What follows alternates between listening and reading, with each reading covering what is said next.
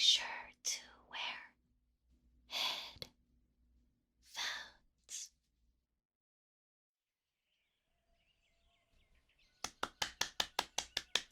Bravo! Bravo indeed. Oh no, please, don't stop on my account.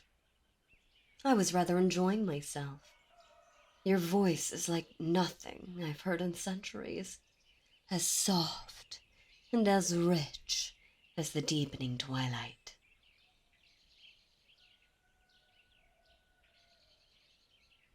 Forgive you for what, darling? Didn't I just say I was enjoying myself? What could you possibly have done to offend me?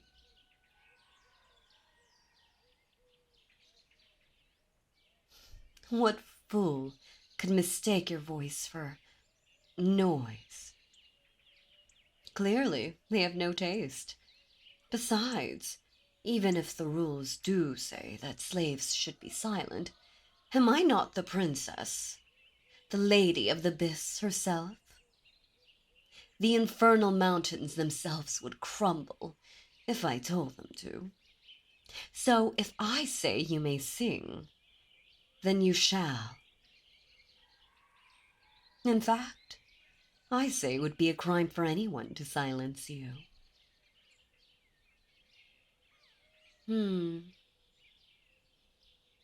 I haven't seen you around before.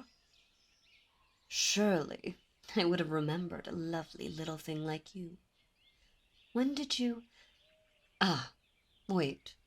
That's right. Asphodar told me we'd gotten a new shipment the other day. You must be one of them. Who are you, my dear? What's your name?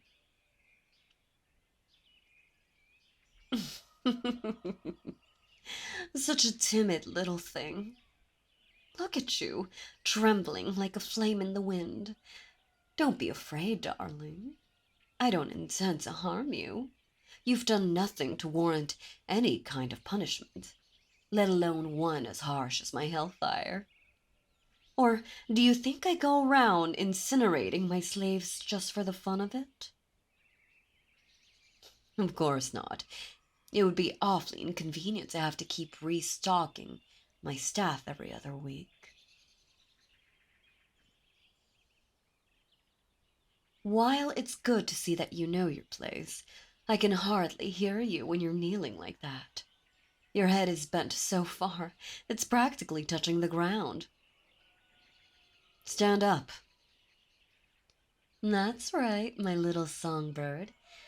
On your feet. Your infernal princess commands it. That's better. Now, all that's left is to take that chin and tilt it up to meet my gaze. By Beelzebub's wings, a face as exquisite as your voice. Are you a siren, then?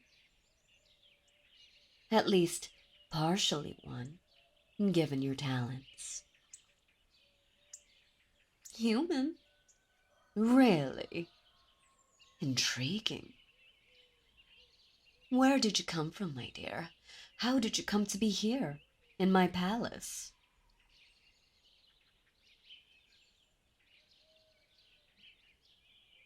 I see. So you were stolen from the mortal realm during a raid. The slavers brought you here to Silsaran and sold you to the palace. What do you do here?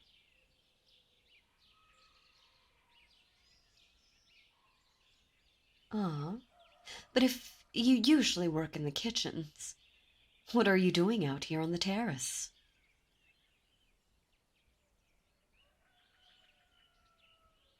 Ah, of course. Hence the scrub brush and the bucket of soapy water. This isn't one of your regular chores, then. In that case, I suppose I'm quite fortunate that I chose this time and place to take a break.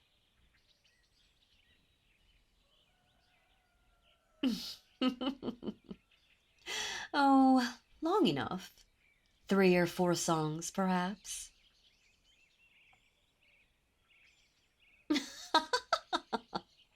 Look at those cheeks, glowing like burning coals.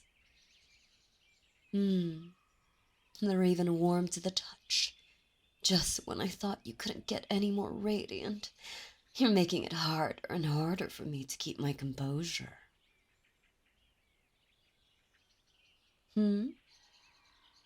I heard that little gasp. What's the matter, darling? Does my touch burn you? I've been told it's like a brush with an open flame. Or is it perhaps the feel of my obsidian claws, as sharp as a razor? Don't be afraid, darling. True, they could easily slice through anything, be it metal, rock, or bone, but, as I've said, you have nothing to fear from me. Or, if it's none of that, then perhaps it's just the honor of having the princess of the abyss herself caress you. Is that it?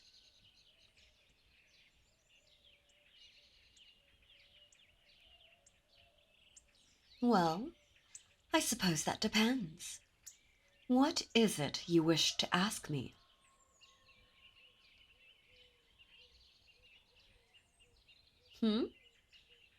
My favorite of your songs? You'd really ask me to choose between them? Well, I quite enjoyed the ballad of the Dryad and her lover, the water nymph. If only he had lived. Fate is an unforgiving harlot, but at least the Dryad was granted the mercy of staying beside her for all eternity, becoming a tree on the bank of his pond.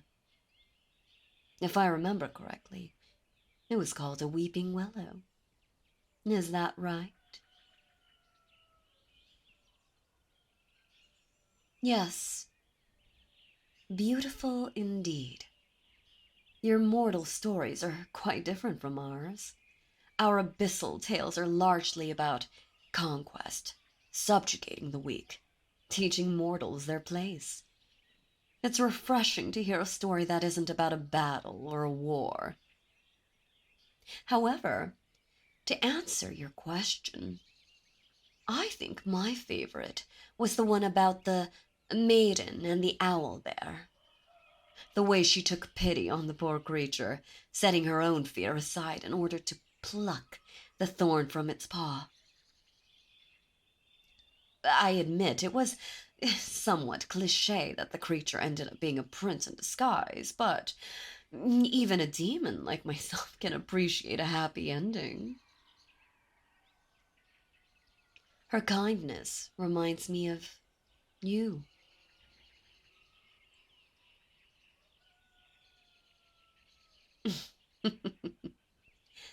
You're humble on top of everything else. A voice more alluring than a siren, handsomeness to rival Asmodeus himself, and a tenderness that's withstood even the cruelest blows of fate. And yet you slave away in the kitchens. Well, now, that won't do, will it?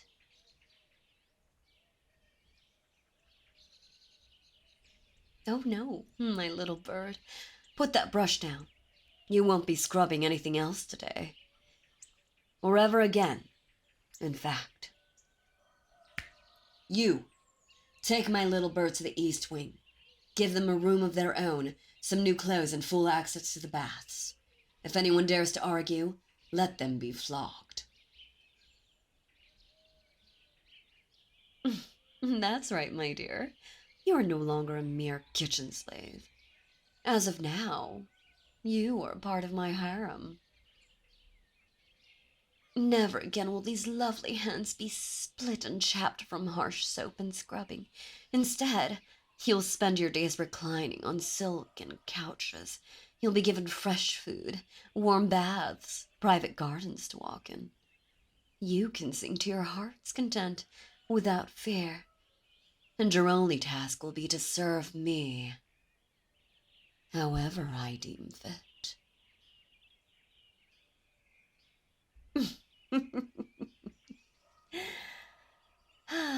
Oh, yes.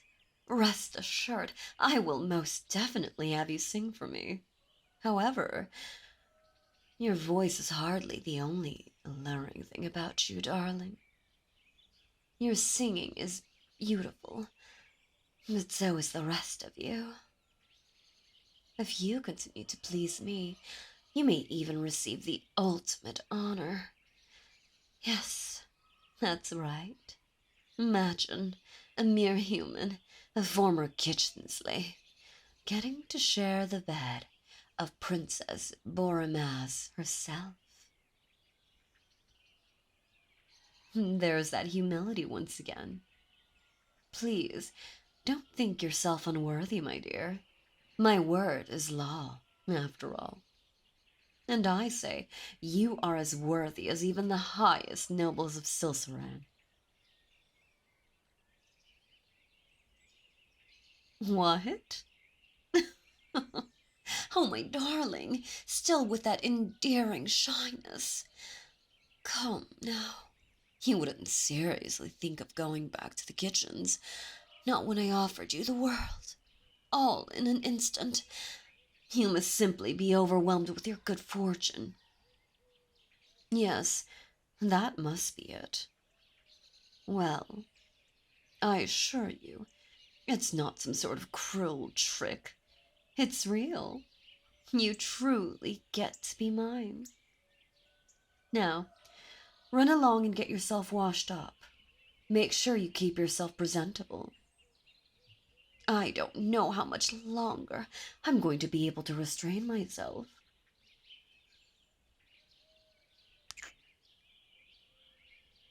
Until we meet again, my little songbird.